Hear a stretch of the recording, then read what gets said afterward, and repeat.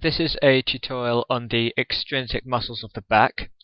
The extrinsic muscles of the back are those muscles which are superficial and are responsible for movements at the shoulder and upper limb.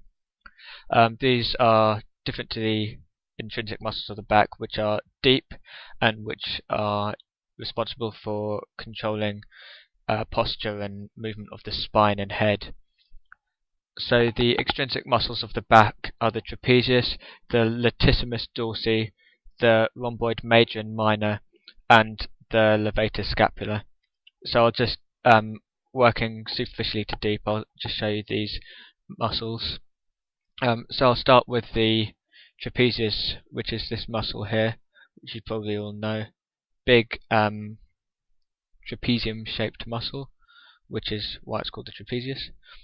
And it basically extends from the external occipital protuberance here all the way down to the lowest thoracic vertebra, T12, the spine of T12, and laterally it inserts along the spine of the scapula and posteriorly on the distal end of the clavicle. You can't quite see, but it inserts just at the back of the clavicle here, and also on the acromion of the scapula. So this muscle is responsible for elevating and depressing the scapula, and it also can retract the scapula. It's innervated by the axillary nerve.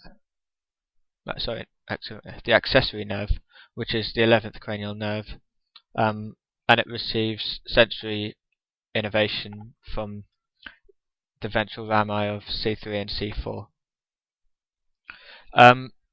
All the extrinsic muscles are innervated by the ventral rami as opposed to the dorsal rami, because these muscles insert onto the upper limbs, whereas the intrinsic muscles, which are primarily innervated by the posterior rami, are deeper and are just responsible for attaching to and controlling the posture and movement of the spine. So that's the trapezius, huge muscle here. Just get rid of that. The next muscle is the latissimus dorsi, and it's called that because in Latin latissimus means the broadest, and dorsi means back, so it's basically the broadest muscle of the back. So this muscle inserts into the humerus in between the insertion points of the pec major and the teres major, and for that reason it's often referred to as the lady between two majors. So it inserts in the intertubercular groove of the humerus in between the teres major and the pectoralis major. So this huge muscle, the latissimus dorsi, adducts the arm, extends, and internally rotates the humerus.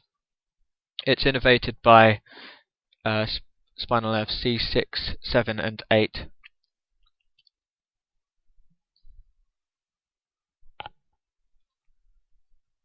So moving on,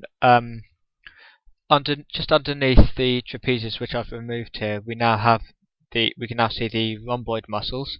So this is the rhomboid minor here. Zoom in a bit closer. So the rhomboid minor and the rhomboid major. So these just lie deep to the trapezius muscle, and as you can see here, they insert onto they originate on the spines of the vertebra.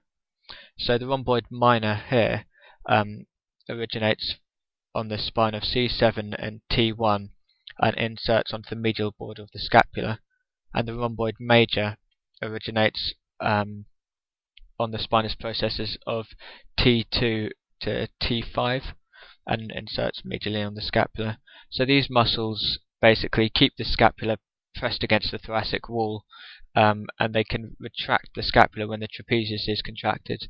So they act as antagonists to the trapezius muscle.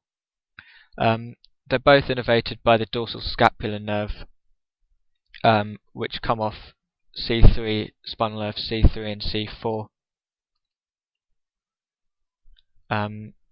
So these are the rhomboids. The last extrinsic muscle of the back is the levatus scapularis, or, well, collectively the levatus scapulae. So I'll just get rid of the rhomboids. Just had a good look at those. And underneath them you can see the levatus scapularis. So it's this muscle here. And as you can tell by the name, this muscle elevates the scapula. So levator is Latin, I guess, for lifter or something like that. So it elevates the scapula. So we can see just at its origin, it's covered by this muscle here, the sternocleidomastoid, and the splenius capitis. Oops. Okay, so if we zoom in, we can see exactly where it originates on the transverse process of the first vertebra. And then if we follow the path down, we can see that it inserts on the superior angle of the scapula and the adjacent medial border. So that's the levatus scapularis, and it's innervated by branches of C4 and C5, and it elevates the scapula. So just to recap, the extrinsic muscles of the back, we've got the trapezius, the latissimus dorsi, the rhomboid major, the rhomboid minor, and the levatus scapulae, these two muscles here.